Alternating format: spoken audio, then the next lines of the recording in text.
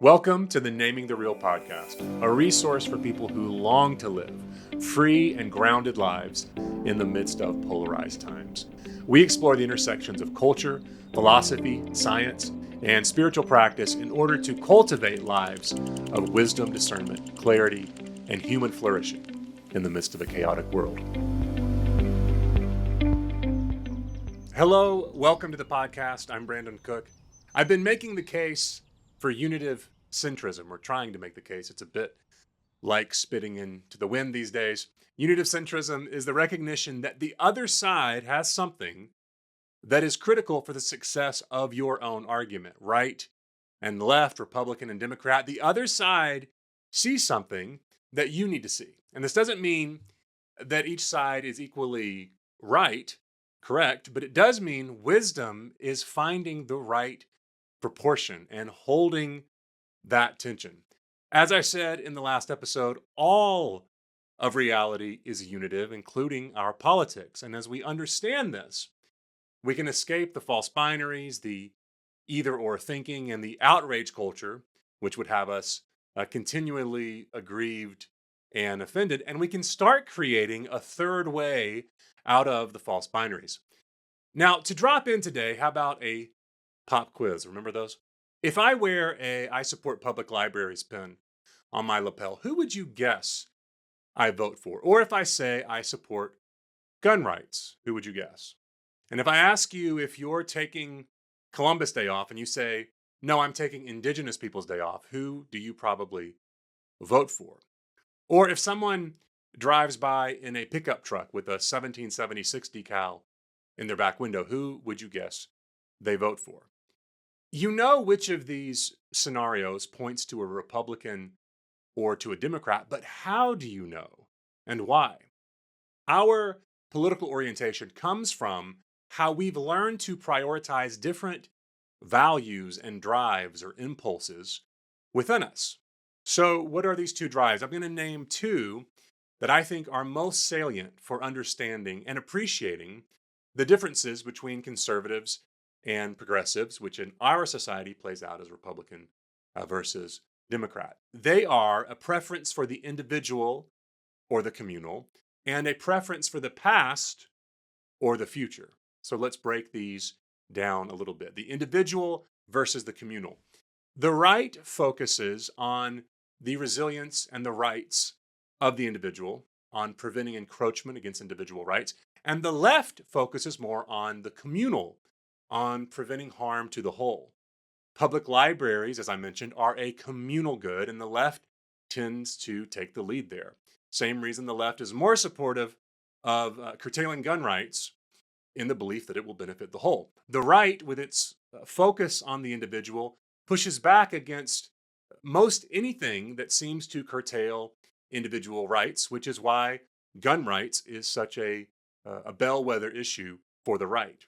And this brings in the question of power and institutions. The left tends to support institutional use of power to reduce harm, to protect the vulnerable, and to address and correct past injustices, whereas the right tends to see this as an overreach that risks transgressing the rights of the individual. Take affirmative action as an example. The right is very skeptical of affirmative action and any institutional attempt to level the playing field, as it were, if it may transgress individual rights. The left is more likely to see affirmative action as a necessary, if temporary, corrective measure to fix past harms.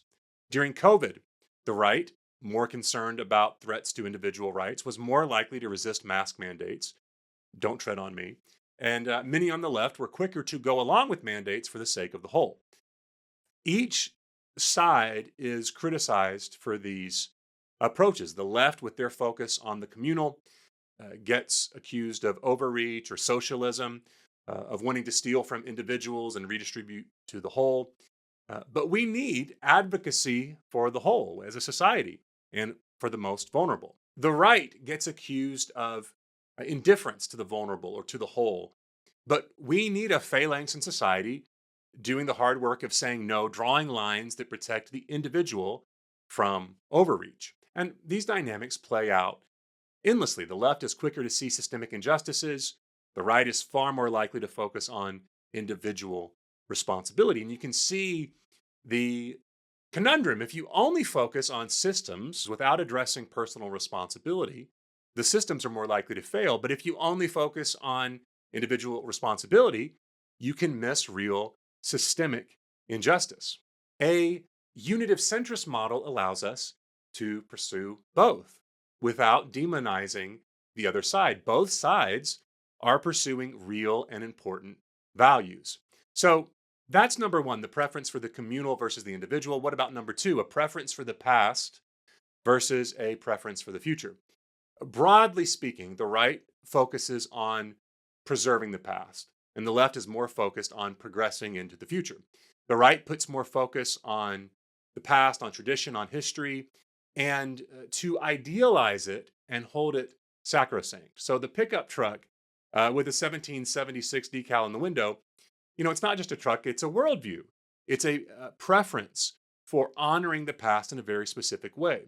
And the right is perceived to be more patriotic, accurately or not, because their patriotism orients around clear symbols from the past with immediate emotional resonance, giving it a lot of immediate gravitas. The left, on the other hand, is more critical of the past, pointing out injustices and harm in keeping with their sensitivity to the health of the whole body politic.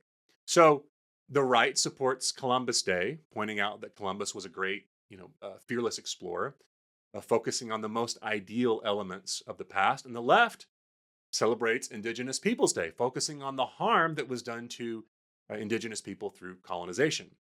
The right wants to preserve Confederate monuments, say, as a way of remembering the past. The left focuses on how those monuments must be removed because they reinforce harmful ideologies to the vulnerable.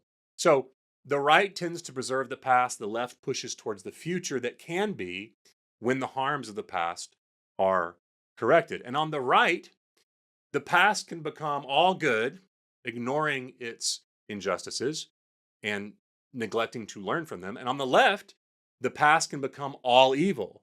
And neither of those orientations is right or helpful. On the left, when it goes all bad, everything becomes guilt and shame. And on the right, it can be a whitewashing of history. I love when President Obama was interviewed by Bruce Springsteen and said, the founders were flawed. They compromised with slavery. But they also created incredible documents, the Constitution, the Bill of Rights, that gave us a framework to keep getting better. That is unitive centrism. That's the both and of honoring and critiquing the past.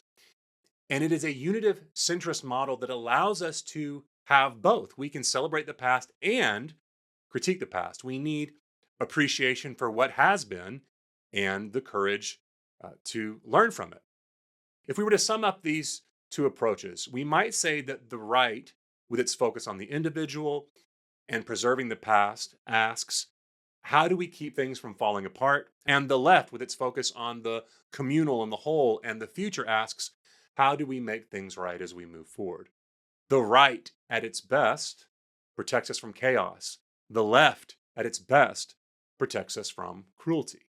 Now, each value, every value that I've talked about, the communal and the individual, honoring the past, perfecting the future, each is important and needed in a healthy society. And our prioritization comes from which values, based on nature and nurture, we end up prioritizing.